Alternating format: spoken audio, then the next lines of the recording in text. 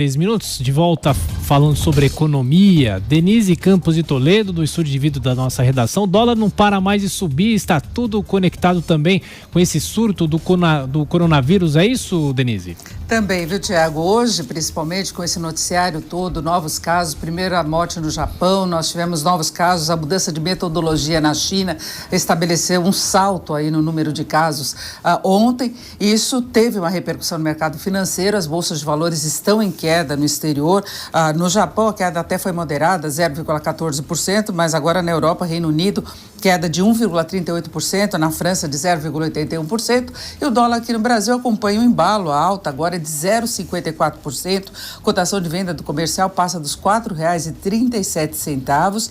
Hoje tem essa repercussão, mas não é só isso. Nós estamos acompanhando o dólar batendo recordes nominais há vários dias, muito pressionado. Tem a questão de saída de dólares no país com juros menores, a ata do Copom e os dados mais fracos de atividade criaram a possibilidade de novos cortes da Selic, talvez não nas próximas reuniões aí no curto prazo, mas mais à frente, e isso reduz a rentabilidade de aplicações e pode afugentar mais o capital externo, e tem toda uma preocupação com relação ao andamento da economia e andamento das reformas. O governo está tendo muita dificuldade no Congresso, no diálogo aí para a implementação das reformas, e nós temos aí as falas aí polêmicas até do ministro Paulo Guedes, criando mais ruído nessa área econômica. Primeiro foi aquela questão dos parasitas em relação aos servidores públicos, o funcionalismo em geral. Isso deixou o governo ainda mais cauteloso com a ideia da reforma administrativa, mas Rodrigo Maia falou que o Congresso não vai assumir essa responsabilidade, o governo é que vai ter de encaminhar mesmo uma proposta de reforma administrativa.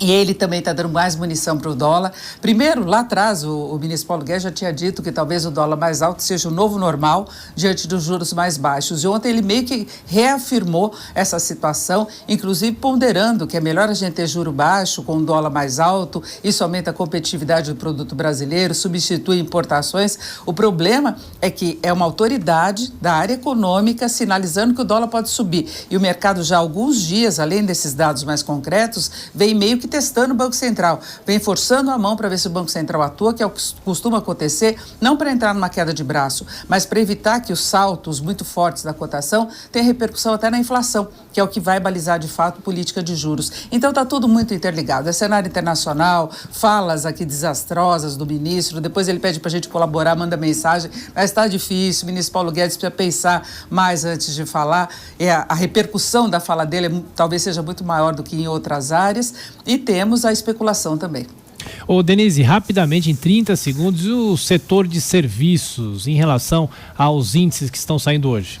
Eu falava exatamente dessas incertezas em relação à economia brasileira, e o mês de dezembro aumentou o grau de certeza quanto ao ritmo de crescimento da economia brasileira e o potencial desse crescimento, porque nós já tivemos o dado negativo do comércio que saiu ontem, queda de 0,1%, indústria fechou o ano no negativo e hoje o setor de serviços com recuo de 0,4%. Em dezembro, ainda encerrou o ano com um avanço de 1%, mas nós tivemos a composição de dezembro, queda dos serviços para as famílias, queda de transportes, que é um termômetro importante da movimentação da atividade econômica. Dezembro, que é o mês de maior atividade, janeiro costuma dar uma esfriada, nós tivemos noticiário desfavorável, o que tende a ter enfraquecido mais alguns ramos de atividade. Fevereiro também está sendo complicado, então fica acesa aí a luz amarela em relação ao potencial de expansão da atividade econômica. Foi um dado positivo, o fechamento de ano com avanço de 1%, que nós viemos uma sequência muito ruim. Em 2018 teve estabilidade, mas nos 3 anos anteriores o setor de serviços levou tombos,